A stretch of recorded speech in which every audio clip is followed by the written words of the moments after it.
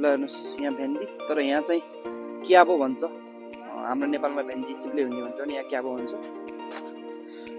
र यसलाई हामीहरूले चिप्ले भेन्डी त भन्छौँ, तर यो चिप्ले भेन्डीको बिरुवा तपाईहरूले कतिले देख्नु भएको छैन होला।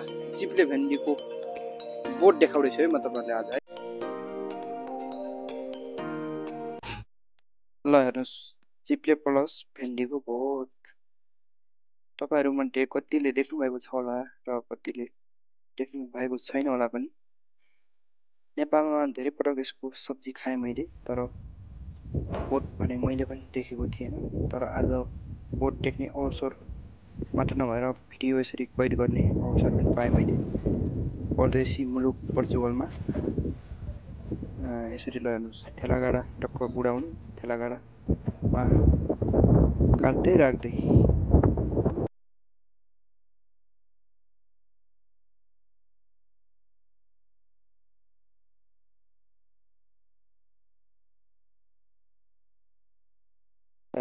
टिप्दै ठेलागाडामा राख्दै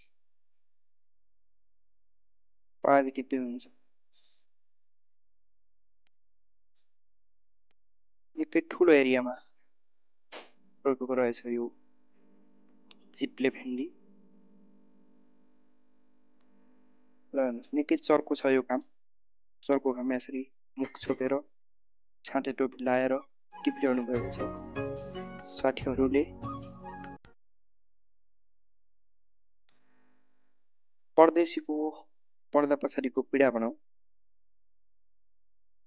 यसरी चर्को घाम नभने पानी पर्यो भने पनि पानी नभनेर रुजेर भिजेर र घाममा तातिएर काम गर्नुपर्छ परदेशमा।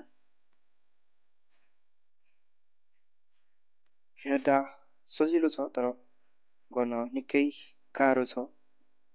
यस्तै एग्रिकल्चरको मात्र नभएर विभिन्न अनि भिन्न प्रकारका निकै आकर्षक भिडियोहरू मेरो युट्युब च्यानल अर्थात् यसै फेसबुक पेजमा पनि छ। हेर्नुहोला भन्दै भिडियो यहीँनिर समाप्त गर्न चाहन्छु। हस्त धन्यवाद।